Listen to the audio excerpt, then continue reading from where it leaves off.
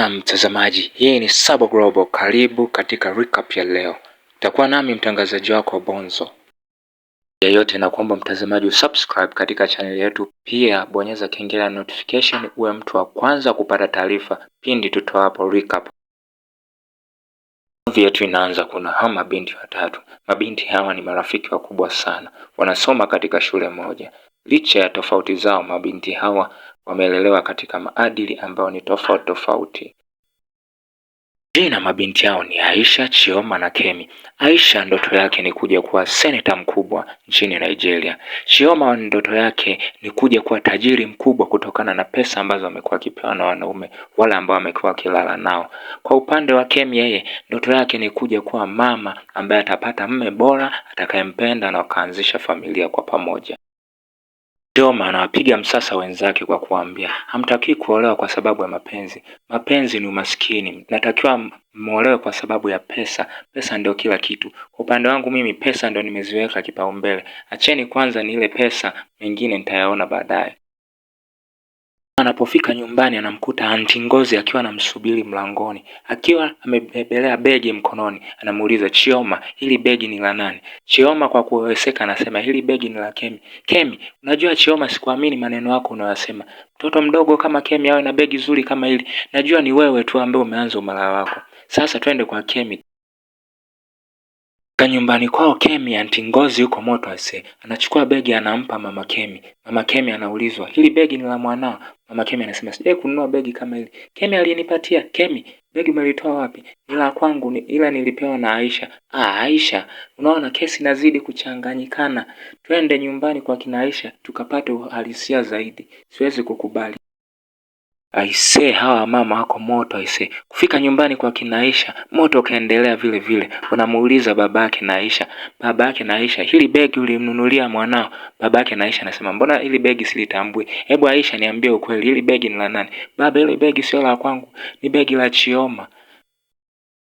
Ngozi anamwashia moto Chioma, anamwambia we mpuzi, tutakutana nyumbani. Siku iliyofuata wakiwa shuleni, anamuonyesha Kemi alama za bakora alizotandikwa na shangazi yake.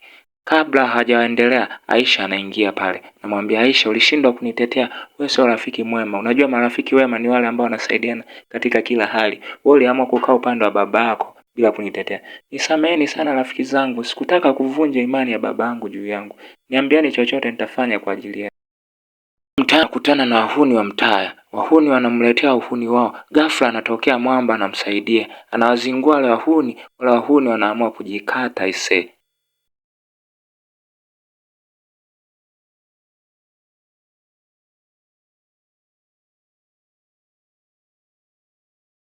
Aisha akiwa na marafiki zake anaulizwa na Kemi, "Waje huyo mwalimu mpya?" Aisha anasema, "Huyo mwalimu mpya alinisaidia nilipokutana na wahuni waliotaka kunifanyia mambo ya ajabu kule kitaa." Sema, "Wale wahuni tena walitaka kukuharibia, ila hata hivyo huyu mwalimu nimetokea kumpenda." Kemi huyo akawa anasema mbele ya wenzake, anasema, "Huwezi ukampenda huyo, kwanza wewe ni mdogo sana. Hamuendani kivyo vyote vile."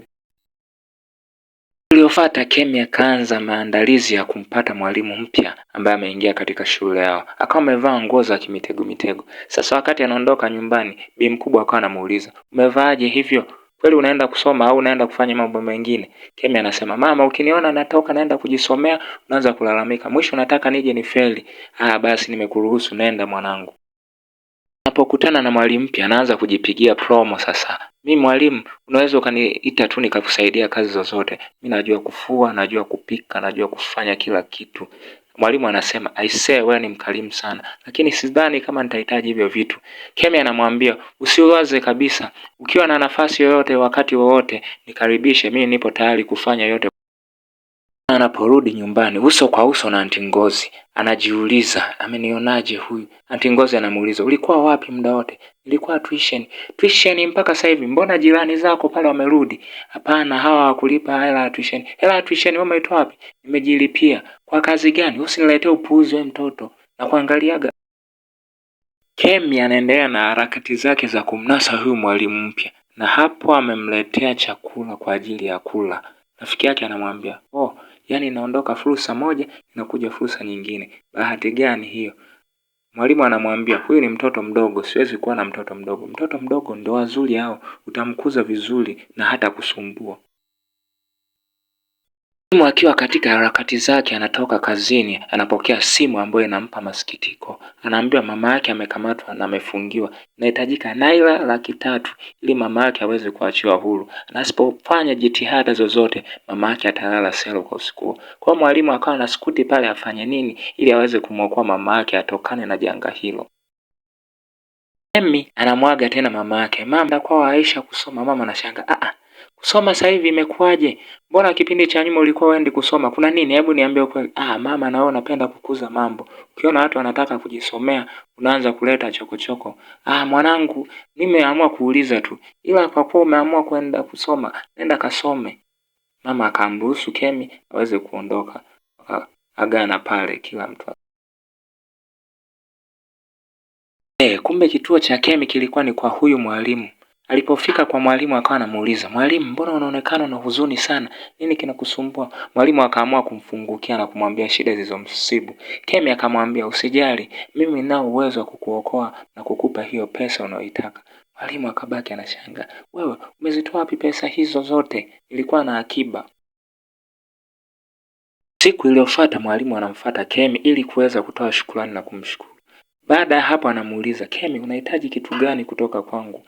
Kemi anamwambia, "Mimi nakupenda, huwezi ukanipenda, wewe bado ni mtoto mdogo. Kwani mimi si unaona nimefikisha miaka 18, mimi naweza nikakupenda tu. Ila tunaweza tukalifikiria hilo swala, hatuwezi tukakurupuka katika kulifanya hivyo. Kwa sasa naomba tuwe marafiki tu." Sawa marafiki. Kemi anamuuliza, "Vipi? Umeelewana na mwalimu mpya?" Anasema, "Sio kivile, sasa hivi ni marafiki tu." Marafiki. Kwa hiyo una uhakika hapo kutakuwa na penzi mbeleni? Inaonekana itakuwa kama hivyo, lakini nina imani litakuwa hivyo. Marafiki wanamwambia, "Kuwa makini na haya mambo ambayo umeamua kuyafanya. Maana hatuna imani na hayo kabisa." Kunyata 1, 2, 3, mwendo wa kunyata huo. "Wewe Chioma unaenda wapi?" Chioma akakamatwa na Aunty Ngozi, akawa anarudi kujitetea. "Naenda kusoma kwa kina Aisha." "Sasa unaenda kusoma kwa kina Aisha ndio ondoke kwa kunyata? Unajua shangazi, sisi nyumbani kwetu hatujabarikiwa kupata watu wenye akili." Na unaongea kabisa eti nyumbani kwetu hatujafanikiwa kupata watu wenye akili. Wewe ni mpuuzi. Nenda ila uwahi kurudi. "Wewe mjinga, umemdanganya tena mama yako na wewe umemdanganya shangazi yako." "Umemwambiaje?" "Nimwambia vile vile kama anavyomwambiaga siku zote, kwa anaenda kusoma kwa kina Aisha. Na kumbe kuna boyfriend wangu hapa mpya anakuja kunichukua." Hizo zilikuwa ni stories za hawa mashosti wawili baada ya kukutana, wakawa wanaagana pale na boyfriend wa Chioma akawa amefika, wakaondoka zao. Cha binti kilikuwa ni kwa yule mwalimu aliyoteka moyo wake. Kufika pale mama akawa anamwambia, "Naomba niwe mkweli kwako, hata mimi nakupenda, lakini hivi sasa nimetoka kuumizwa, siwezi kuingia tena katika mahusiano." Binti akawa anasema, "Ukiwa na mimi siwezi nikakuumiza." Mwalimu akaamua kumsikiliza binti, akamwambia, "Sawa, tunaweza tukaanza, ila tuanze taratibu." Zake wanamuuliza, "Wewe sio kwa hilo tabasamu, kuna nini?" "Na habari njema kwa ajili yenu." "Kwa nini?" "Yule mwalimu sasa hivi ni mpenzi wangu." Marafiki zake wakafurahi pamoja naye, lakini huko mbele wakawa wanamwambia, "Ila una uhakika kweli huyu mwalimu anakupenda kweli?" Akamwambia, "Mimi na uhakika ananipenda, ameniambia ananipenda na anataka mimi niwe wake peke yake." "Sawa, kama anakupenda hakuna shida, tuna imani mtadumu katika penzi lenu. Hongereni sana, ila tunahitaji tumfanyie kitu ili tuweze kuhakikisha kama kweli anakupenda vilivyo."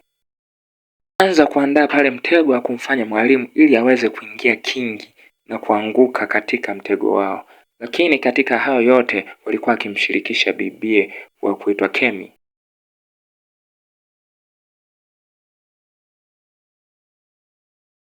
Siku iliyofuata wakiwa darasani, Chioma anamwambia, "Hii vita nitakushinda ndugu yangu. Mimi ni mzoefu wa hizi kazi. Hakuna mwanaume aliyewahi kuingia katika mkono wangu akatoka salama. Wanaume wote walionja tunda langu walirudi kwa ajili ya kunitafuta. Kwa hiyo na kuhakikishia mwanaume wako ataingia katika 18 zangu." Hati za kumwinda mwalimu zikaanzia hapa. Chioma akamfuata mwalimu chooni. Mwalimu anashangaa, "Chioma, umefuata nini huku? Nilikuwa nakusubiri wewe handsome boy. Handsome boy kivipi? Mbona una mambo ya ajabu? Kwa nini unanifuata mpaka chooni? Mimi nimekuelewa, unajua wewe ni mzuri sana. Achana na hayo mambo ya kipuuzi. Hayo mambo ya mkatafute vijana wenzako kawafanyie hayo mambo ya kipuuzi. Sikia, wewe mbona unajifanya hivyo? Unajifanya kama uelewi. Unajua mimi nakupenda. Bibie baada ya mtego wake wa kwanza kufeli, akaamua kurudisha majibu kwa mhusika aliyemtuma hiyo kazi. Alipofika akamwambia, amekataa, anaonekana ni mgumu sana. Lakini na imani kuna jaribio la mwisho ambalo hataweza akachomoka. Nahitaji tumfanyie jaribio hilo ili tuweze kuthibitisha kama kweli anakupenda au la. Mimi akiwa na mpenzi wake wanabebishana, baby, unajua nimekumisi sana, nahitaji kukaa nawe japo hata dakika 10. Kemi anasema, baby, siwezi kukaa siku ya leo, nahitaji kuwahi nyumbani ili nikamsaidie mama. Basi wakakumbatiana pale, wakawa naagana, namwambia, kesho nitakuja, usijali mpenzi wangu, tutakuwa pamoja siku ya kesho. Akiwa anamsubiria Kemi ili aweze kutoka aingie aendelee na kazi yake ambayo alimwahidi ataifanya kuthibitisha kuwa huyo mwanaume hampendi. Chioma akaingia. Kemi anamzuia, anamwambia, ila naomba usifanye naye chochote. Jali, hiyo ng'ombe sio type yangu. Alipotoka majibu yale yale kama ya mwanzo. Tunamwona Kemi akipalilia penzi na handsome boy wake. Anamwambia, baby, unajua sipendi wasichana wanavyokuangalia. Mpenzi, umeanza kuwa na wivu. Ila mbona wananiangalia kidogo tu? Basi naomba unisamehe kama wameniangalia sana. Baada ya hapo bibi akamwambia kuwa amemisi na anatamani siku hiyo waweze kuonana. Ni huo mlango kufunguliwa, jamaa anashangaa, umekuja? Mbona una sweat? Hamna, kulikuwa na push up nilikuwa nafanya huko ndani. Push up nimekuletea chakula. Rafiki yako yupo ndani, ngoja niingie nikamuone. Kuingia akamkuta Chioma. Chioma, rafiki yangu, umeamua kunisaliti. Mambo gani hayo umenifanyia rafiki yangu? Nilikuamini nikakupa kazi hii. Ndio malipo yake. Hapo tunaona mwisho mbaya sana urafiki wao. Maana mwanzoni hawa watu walikuwa wakitembea pamoja wakipendana, lakini baada ya kuibiana mwanaume kukaibuka ugomvi mkubwa na wakashindwa kuelewana, na urafiki wao wote watatu ukavunjika. Kila mtu akaamua kwenda njia yake.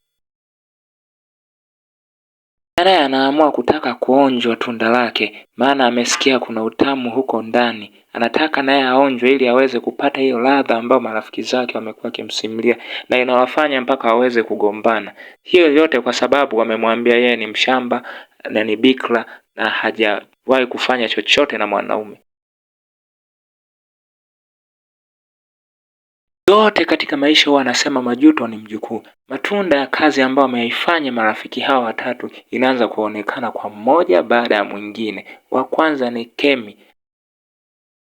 Anamwambia mama Kemi, unaona huyu mwanao atakuwa na ujauzito. Si unaona anavyotapika? Nahisi kabisa huyu ana ujauzito. Huwezi ukaniambia. Hapo inathibitika kuwa Kemi kweli ni mjamzito. Baba Kemi anakasirika, anatamani amtandike. Upande wa Chioma anatoka ndani akiwa anajikuna. Kufika nje shangazi yake anamuuliza, una shida gani? Nawashwa. Unawashwa wapi?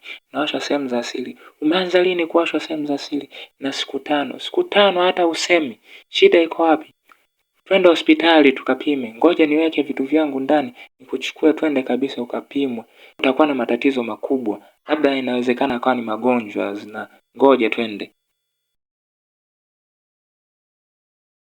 Ndo mwanasiasa naye baada ya kuonjwa tunda akawa analala darasani. Mwalimu anamshtua, anamuuliza, wewe binti una matatizo gani? Mbona unalala darasani?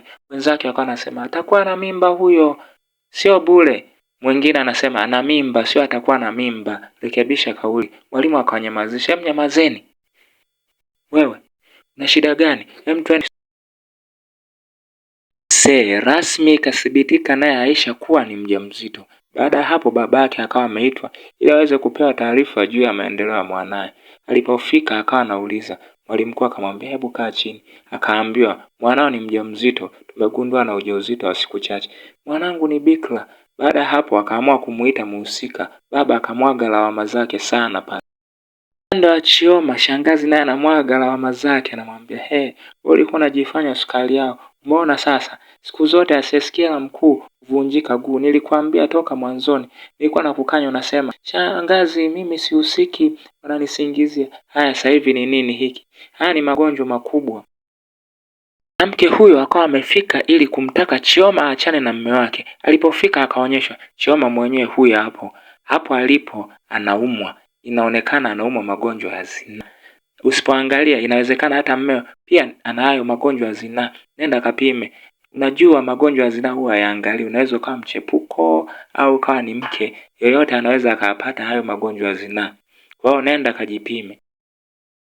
Aisha akaamua kumwaga uchungu wake kwa binti yake, akawa anamwambia, nilikuwa nakuamini sana mwanangu. Nilijua haya mambo utakuja kuyafanya pindi utakapokuwa mkubwa.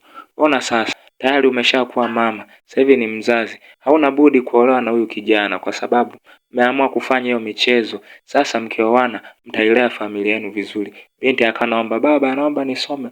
Utasomaje wakati wewe sio mtoto? Huo ndo unakuwa mwisho wa mzigo huu. Umeuonaje? Hem, dondosha like kama umeuelewa.